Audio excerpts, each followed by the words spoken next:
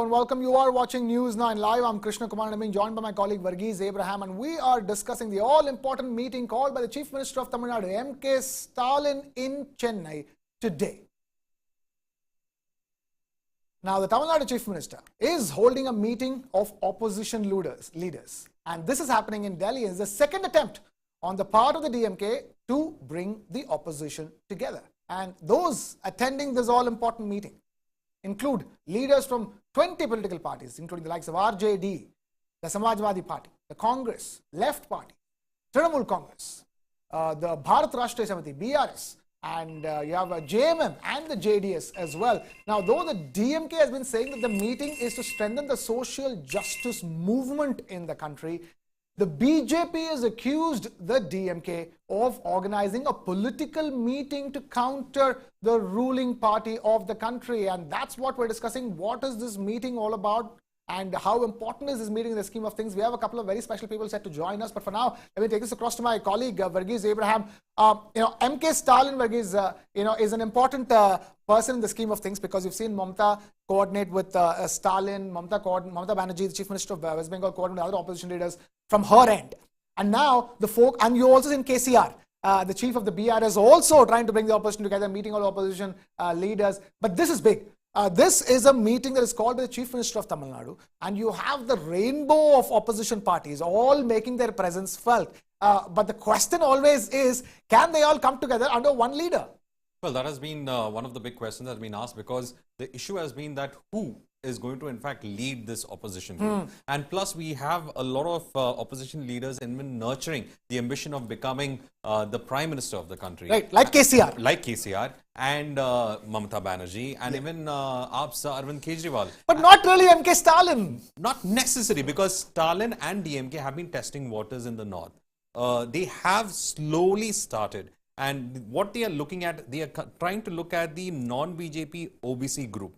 Okay. Which is to say that those OBC groups that have not aligned with the BJP in toto, but at the same time have in fact voted for other parties. And that's why they are trying to in fact build bridges with OBC parties like the SP and the RJD. They are looking at such groups as such. So it's not that the DMK and Stalin does not nurture one of those ambitions to be in. We haven't heard it, Varghese. My only question is, I'm from Chennai. You've been to Chennai so many times. You're fairly understanding of Tamil Nadu politics. We haven't really heard this entire thing that Stalin might want to lead this entire rainbow opposition and in fact have Prime Minister ambition. Maybe this meeting is an expression of that ambition, isn't it, Varghese? Well, it could be an expression of this ambition, but Krishna, let me tell you, there is a book that is doing the rounds. Why you should have Stalin as the Prime Minister, which was in fact launched by him at a book fair. So that has also been there. So it's not very prominent out there, but Stalin has in fact given those feelers very slowly, and DMK is also testing the waters also very slowly, whether they can go for a national image. But right now they have been in fact trying to align with parties, and Tamil Nadu has got 39 parliamentary constituencies. If you try to include Pondicherry into it, the region has got around 40 parliamentary constituencies. So it is a huge pie of the 545 Lok Sabha seats that we're looking at. And most of the times, here's the fact of the matter, Varghese, you've seen the DMK and the ADMK emerge as the second largest party in the country. In the Lok Sabha elections, strangely, yes. Party belongs to one state. And yet, you've seen the DMK sweep all 39 seats. You've seen the ADMK sweep all 39 seats and become the second largest party, far from away from being able to be the largest party in the country. But strangely, this is a dichotomy that we as a country live with. Yes, it is one of those strange aspects of Indian politics that in fact shows out a lot of surprises like this. And probably Stalin is looking at that bridge building. But one of the issues that has come out is that it is a second attempt by DMK to get all of them on a common platform. And though they are calling it a social justice meet, clearly it is indicative of an anti-BJP front. Now, can Stalin be the glue for it?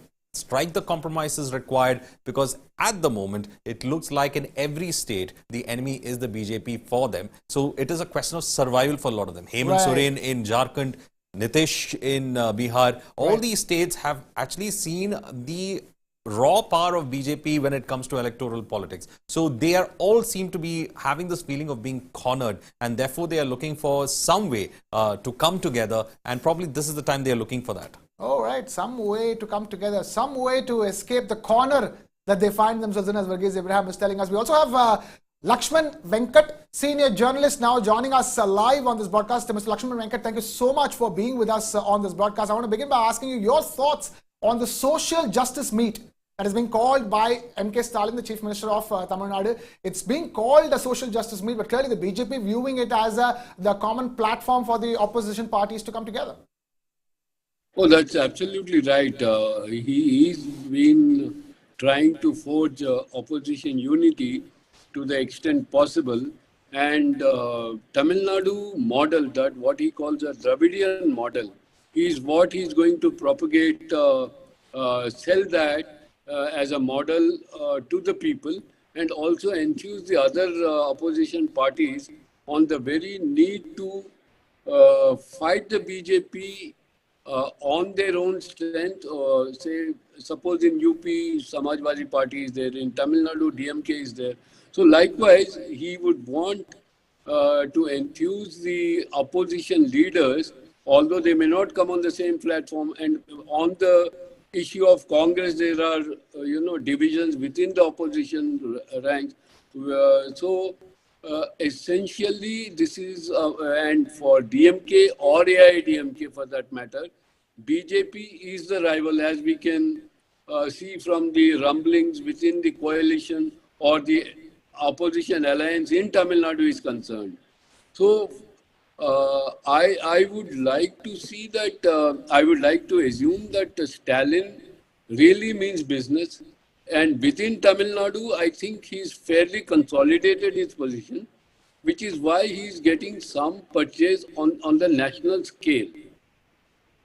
So, what we don't yet know is how successful he's going to be, because in getting the opposition leaders together, even if on a loose understanding on a common program of challenging the BJP, and how successful he is going to be convincing the opposition parties that Congress is an essential element in any formulation that needs to check BJP or beat BJP.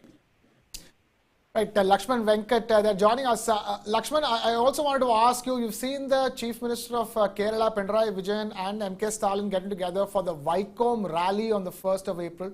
Now, this is the 3rd of April, in which Pinarayi Vijayan is again expected to join M.K. Stalin for this event.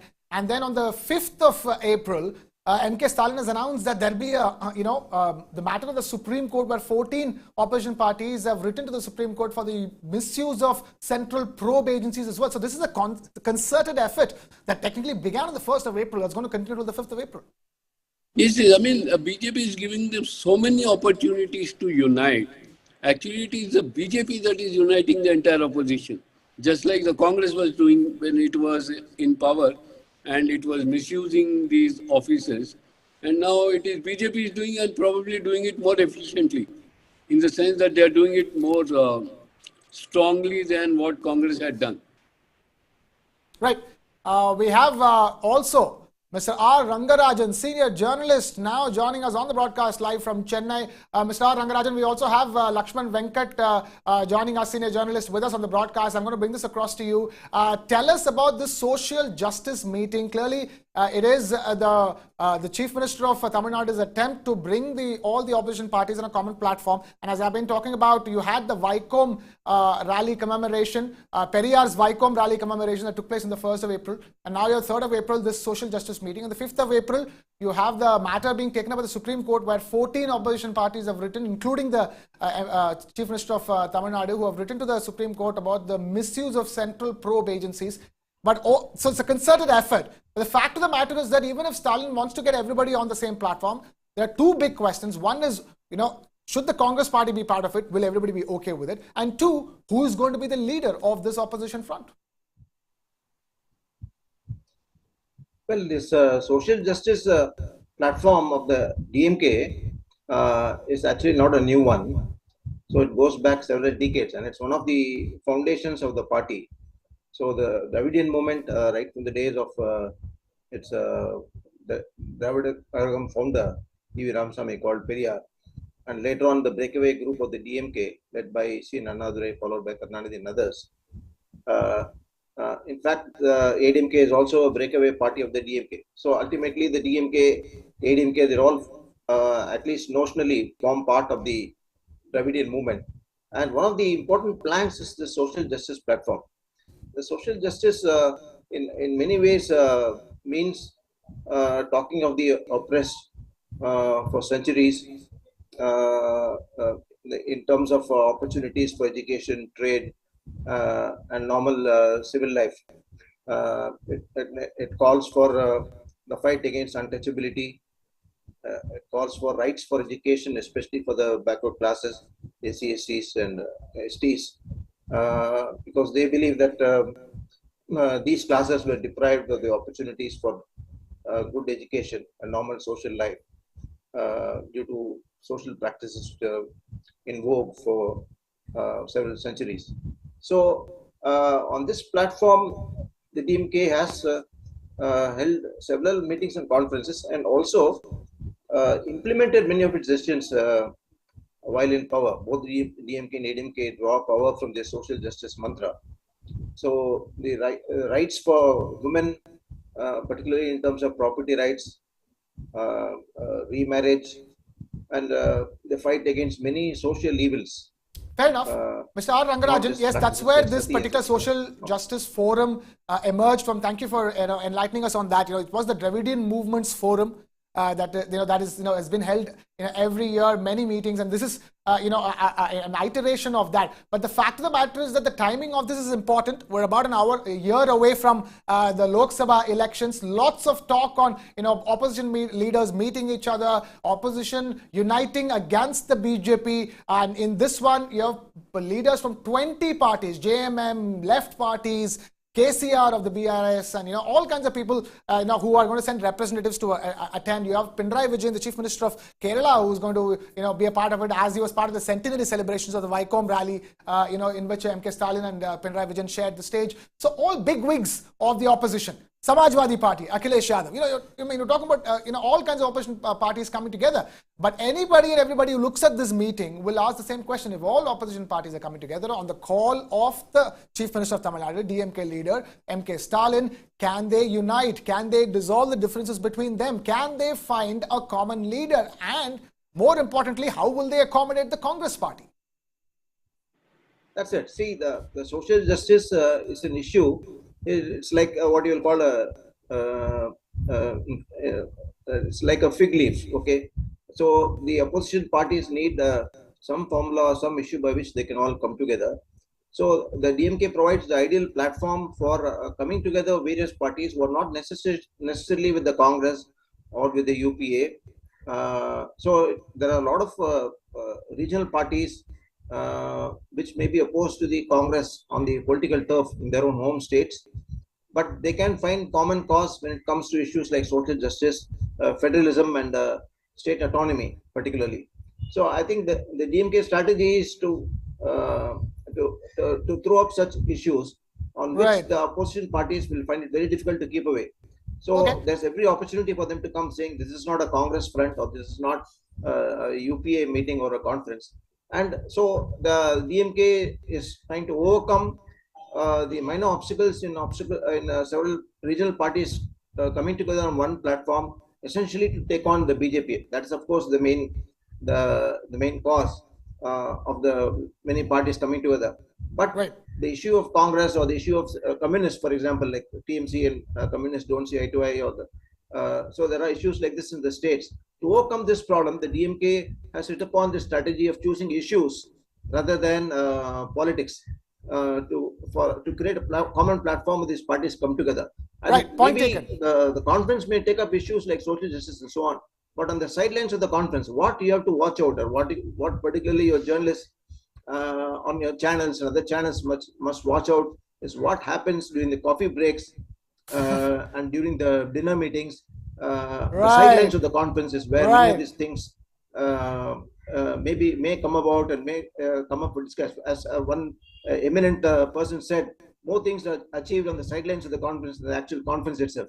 So Oh, that's the absolutely. key. That's the buzzword to watch That's out true for. for a lot When of you go on conferences, the Rangarajan. That's true for even some of the G20 and G7 summits, all kinds of global platforms. What happens Yes. on the sidelines of the main event is what is most important. So always we keep a lookout for. And so is this, as you were telling us. I'm going to take this across to Lakshman Venkat as well. Mr. R. Rangarajan telling us that, all eyes should be on the coffee breaks and the tea breaks in between this social justice meet, because that's when all the politics will be discussed. But Lakshman Venkat, R. Rangarajan making a very important point that the DMK uniting the opposition on the basis of social issues which any party will find itself very difficult to keep away from. And for example, in this opposition alliance, you have the TMC and the left parties together, where they don't see eye to eye where they come from, which is West Bengal. So, do you think that this strategy of the DMK and MK Stalin to get all the opposition parties on the basis of issues, social issues, that is a strategy that could yet do the trick?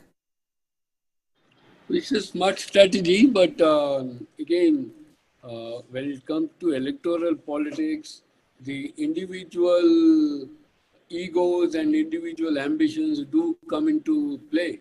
So I don't think that these are going to be very, very successful in the form of a huge front coming up and unitedly and throwing out the BJP. That's not going to happen. What may happen is, in terms of optics, in terms that yes, there is some activity going on in terms of propagating their Dravidian model. In that, probably Stalin would also use these meetings. And as Mr. Rangarajan said, this one Dravidian model, that is an economic model to follow, could be could be an idea that could find favor with some other participants who may be having their own way of tackling things. So to that extent, yes, Stalin is definitely trying to appear to be working hard as a strong opponent of the BJP, and his own personal political interests are hugely linked. His stakes are high because BJP has already assumed the center stage in terms of opposition space is concerned. Although AIDMK is fighting it out, we don't know how that internal bickering would pan out. Maybe it's good news for Stalin. But he knows that eventually he's going to take on the BJP front on. So he is, I think, preparing for that also, along with expanding his own network. But as for national ambitions, Stalin has made it clear many times in the past that he's very happy to stay within the boundaries of Tamil Nadu, but he is not averse at looking at the nation from Tamil Nadu. Right, fair enough. Let me take this across to Varghese Abraham, my colleague who continues to be with us in the studio. Varghese, the interesting point that Lakshman Venkat is making, and the same thing I asked you as well. MK Stalin has forever seemed to be very comfortable within the borders of Tamil Nadu. But, this is taking it away from it. This is taking him out of the comfort zone, so to speak. Two things we have to see. Is DMK actually acting as an emissary of the Congress towards other parties and trying to, in fact, ensure that since others would find a neutral place where they can actually go ahead and speak about, is that the role that the DMK is, in fact, going ahead? Because we do know that the DMK and the Congress share a very close bond now. That was not historically, but now they do share a close bond. And this meet is also happening at a time after the disqualification of Rahul Gandhi. True. We had Kavita, KCR's daughter, being called to Delhi on the issue about the liquor lobby issue that had rattled some of these parties like AAP and others. That is also there in focus. So this opposition meet of them coming together comes at a time when they feel the heat from the BJP in the center. So all this is coming together. So the question of whether the regional players will be wiped out in the longer run is something that must be going in the back of their heads. And now, as earlier our eminent journalist guests were in fact saying, the question is with Congress or without Congress. Right. Now the question would be that since all of them could face the same threat, the question wouldn't be that it would be with Congress or without Congress. It would be with Congress for sure. But then, as some of them are saying, what is the compromise that they will speak during the coffee break, the tea breaks? That is something that will be quite interesting. Right. This is happening in Chennai, so I'm assuming these are filter coffee breaks that they will be taking and not necessarily chai breaks. I mean, it's an assumption there could be tea over there. I'm just, trying to get the feel of the situation in Chennai. Let me take this across to R. Rangarajan in Chennai, who can get us a better feel of the situation. R. Rangarajan, those filter coffee breaks is what is important, as you are telling us, but the answers to the questions are very, very difficult to come by. Now, if it is assumed that the Congress party is going to be part of this, opposition coalition, what role will the Congress party play? And the second is that, you had Lakshman Venkat also, he's been very comfortable within, MK Stalin has been comfortable within the borders of Tamil Nadu. This is, getting him out of the comfort zone. I have my colleague Varghese Abraham say that maybe the DMK is acting like an emissary of the Congress party. How would you read this? Because the timing of it is important. This has come after the disqualification of Rahul Gandhi, and this is coming, a day before the Supreme Court takes up the matter, where 14 opposition parties have written to the Supreme Court saying that the central agencies are being misused. So, in this context, how do you view what's going to happen? No, I think from Stalin's point of view, at best, he would like to be seen as kingmaker rather than king. There are two or three reasons here. Stalin knows his limitations on the grounds of language. He is not known to be very fluent in languages other than Tamil. So that could be a handicap. And second, the Hindi heartland, and if you add the Western belt as well, would prefer for a national image a Hindi-speaking person. So that is one qualification which Stalin may not have. But I think he's more keen on putting up a front of like-minded parties which can oppose the BJP on one platform. I think the first thing they would like to do is not worry about intra-state rivalries and intra-state contests which can mar the larger picture. I think he's more interested in first creating a kind of national front which will which will have the participation of all the major national and regional parties, which will say that we are opposed to the BJP and we will get together after the Lok Sabha elections to pick a common Prime Minister candidate. They may not announce one before, but at least they could say that we are ready to all sit together and as one platform, as one front, to pick our nominee for the Prime Minister candidate. That itself would have a kind of a good effect on the electorate. This is what many people who are close to the making of this front believe. So that would be up for starters. The second is try to reduce the intra-state rivalries among these parties within this broad national front to limit the extent of damage that could be caused by the contest the Lok Sabha elections among these parties themselves, which indirectly may help or benefit the BJP.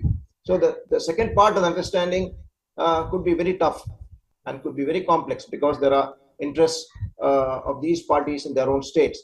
But the parties like the DMK and the left here have a very important role because the DMK and the left have shown that they can come together in Tamil Nadu. The left and Congress have also shown they can come together in Tripura and in West Bengal. That's a major development. The opposition to the Congress being a major principal player in any of these fronts largely come from the left parties. Now the left parties seem to be more keen on accommodating the Congress, especially since they've had one success in West Bengal in one by-election recently. And Tripura, the two parties combined, though they have not won the elections, they've done fairly well compared to the past.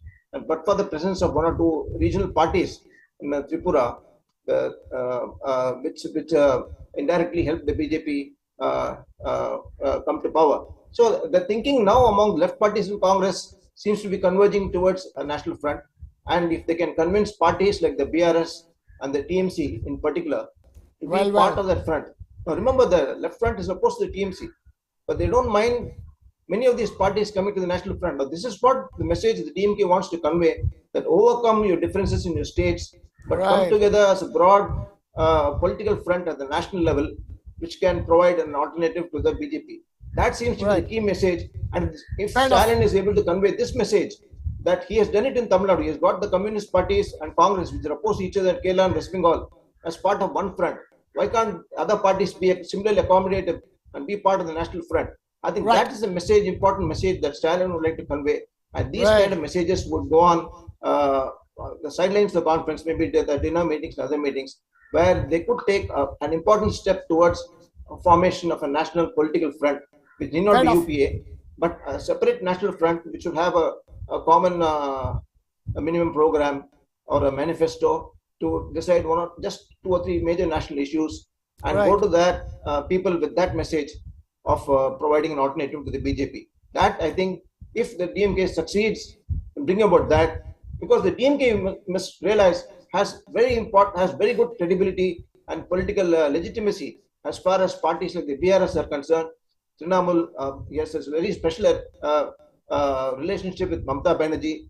He is also very close to Pinarayi Vijayan, the Kerala Chief Minister. And we've seen all of these people coordinate with Stalin, especially Mamata Banerjee, coordinate with MK Stalin in the past as well. So a lot left to be seen whether this particular strategy of MK Stalin and the DMK will do the trick and bring the opposition together despite all the differences that are plaguing them. We'll have to wait and watch on that one, but I'm afraid we've completely run out of time here on this particular discussion here on News 9 Live. I'm going to thank Mr. R. Rangarajan, senior journalist joining us live from Chennai, and Lakshman Venkat, senior journalist joining us on this broadcast. Thank you, Lakshman. Thank you, Rangarajan, for being with us. And of course, my colleague Varghese Abraham for joining us in the studio. And with that, it's a wrap here from our side. But news and views and analysis continue here on News 9. Don't go anywhere. Keep it with News 9.